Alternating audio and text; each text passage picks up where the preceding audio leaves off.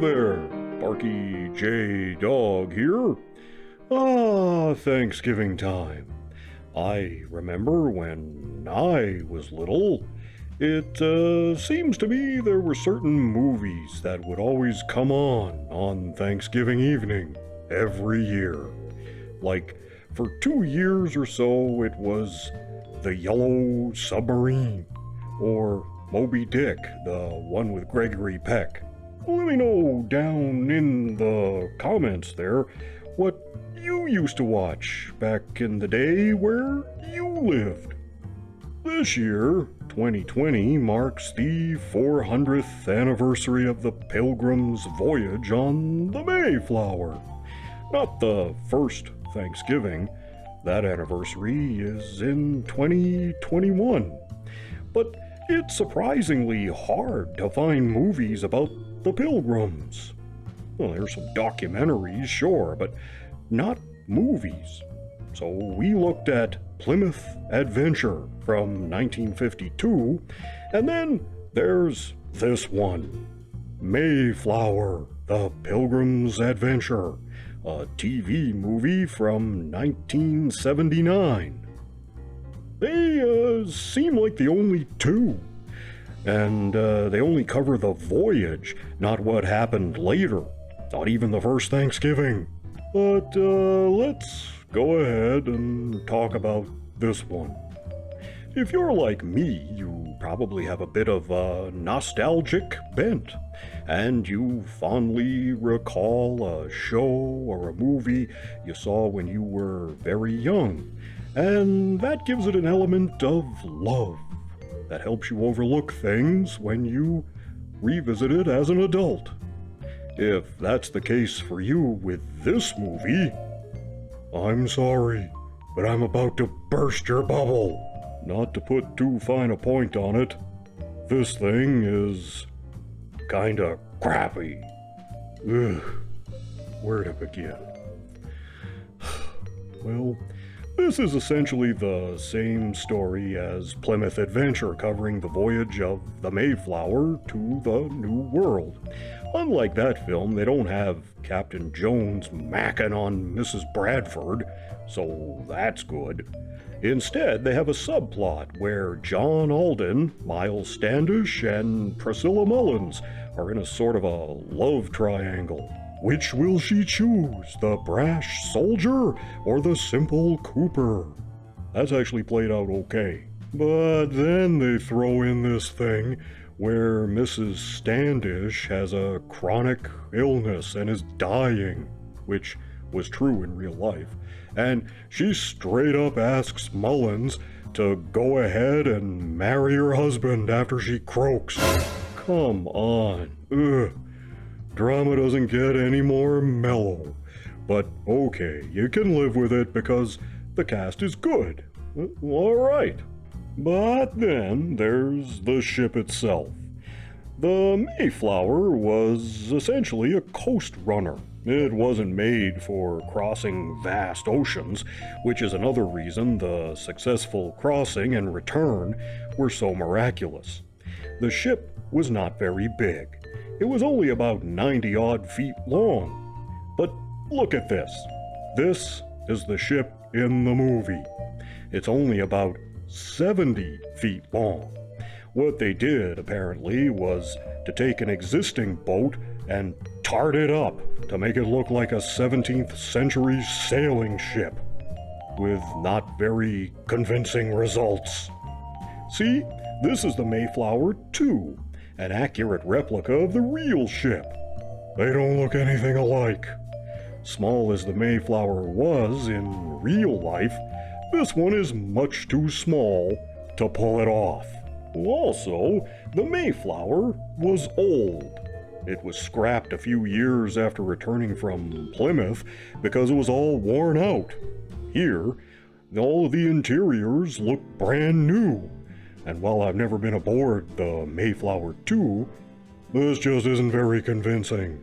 The real ship ran into storms during the crossing, expertly shown in Plymouth Adventure. But here, they just use some stock footage of angry waves and a model being tossed around a bit. I don't think this model was even made for the movie either. Regardless, during this big storm, nothing is happening below decks. The ship's getting all tossed around, but inside, they may as well be in dry dock for all the action there is. Was it too hard to just tip the camera and have everyone go falling over like they did in Star Trek? They could have done that without spending extra money, but they didn't bother. And on deck, they just spray down the actors with a garden hose to make it look like a storm. Now look, here's a shot during the storm. Characters are all yelling to be heard over the wind and crashing waves and desperately clinging to ropes and all of that. But then there's this sail, just hanging there, limp, not full of the wind, not flapping around, just hanging there. Ugh. And while we're on the subject, when we first see the ship, it's not anchored at a port. This is not a port, certainly not at a city where the real Mayflower was. It looks more like it's on a lake. Sure, there's a gangplank thing there, but that's not what a port city would look like. Where are all the other ships? Where are the buildings, the warehouses? Where are the wagons carrying goods to and from vessels? Nowhere to be seen. And then, to top it off, when they do reach the New World, not giving anything away there, not only are they on the same lake, but look at all those trees with all their green foliage. I can tell you from personal experience, this is not New England in November. This is the height of summer, and that's not when the Pilgrims landed. Okay. Let's have a quick look at the cast and see what we've got there. First, we have a youngish Anthony Hopkins as Captain Jones, and that's one of the selling points of this thing, since he later got famous. And you may recognize this lady, Jenny Agutter, who plays Priscilla Mullins. If she looks familiar, that's because she was the chick from Logan's Run. That's right, she was in that. She's done a lot of stuff, but that's probably her most famous role. I hate outside! You've got Richard Crenna as William Brewster. He's okay, he's fine, but the real Brewster was an old man, and what they did here was combine William Brewster with another real person, William Bradford, who was younger. I guess they felt the audience couldn't handle having two characters play Pilgrim leaders in the same thing. Or more likely, they didn't know the difference between the two. Ugh. Michael Beck is also in this. You might recognize him from The Warriors and Xanadu and a guilty pleasure of mine, Megaforce. I love Megaforce. Here he plays John Alden. This is the only sour note in the performances. See, Beck or the director must have read that John Alden was a cooper and a carpenter and was a simple man who led a simple life, which is true. Unfortunately, they confused being a simple man with being a simple ton. And that's how Beck plays him, like he's slow and has some cognitive issues. Ugh. Trish Vanderveer plays Mrs. Standish. She was in The Changeling and a bunch of other stuff. She's fine in most things, but she doesn't have much to do here, though. And we have David Dukes, not to be confused with the dumbass former politician from the South. This is David Dukes, with an S, like Dukes of Hazzard. He plays Miles Standish.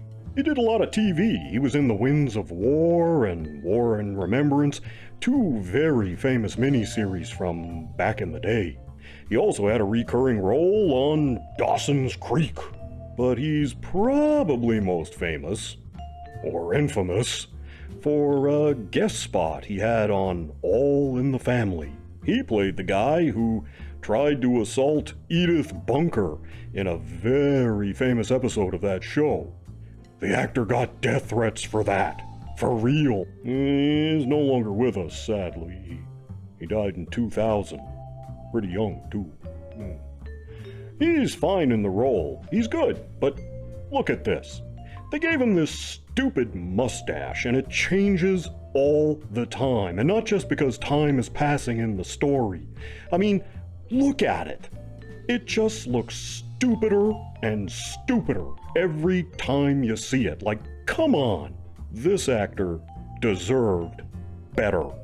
In fact, the cast isn't the problem here. They all deserved better. The problem with this movie is that it looks like the people behind the camera didn't even try. They had a fine cast, they could have made it work, but they didn't even try. So what are the positives here? Are there any? Well, sure, like the cast, good cast. And the only two really good things to come from the cast. Jenny Agutter is great as Priscilla Mullins. I liked how she played the character. She has a gravitas she brings to the role. She's more than just a pretty face. She takes it seriously, and as a result, her character is multifaceted and has some dimension. The other is Anthony Hopkins as Captain Jones. Really like the way he plays this. Back in the 1600s, the crew of sailors on these ships were almost half pirate, so the captains had to be tough to keep them in line. Spencer Tracy played Jones with this mean streak and anger on a slow boil most of the time. But I like what Hopkins does better. He's tough, but he's also fair. He's not just mean. Again, we have a multifaceted, multi-dimensional performance. He's very good. But overall, this one is a turkey, and not the kind you want on your Thanksgiving table. Okay, I get it. It's a TV movie. It's not gonna be Gone with the Wind or Lawrence of Arabia or anything like that. But what makes me mad is that, again, it looks like they didn't even try. I give it 1 3/4 pause. So at least it's head and shoulders above Cats 2019 anyway. Ugh. It's on Amazon Prime, VHS, and DVD if you really want to see it. But my advice is to go watch Plymouth Adventure for the same thing, done better. Anyway, sorry to be a Debbie Downer, but there you go. I'll be back with another video soon. In the meantime, you take care of yourselves, okay? And I'll see you in the next one.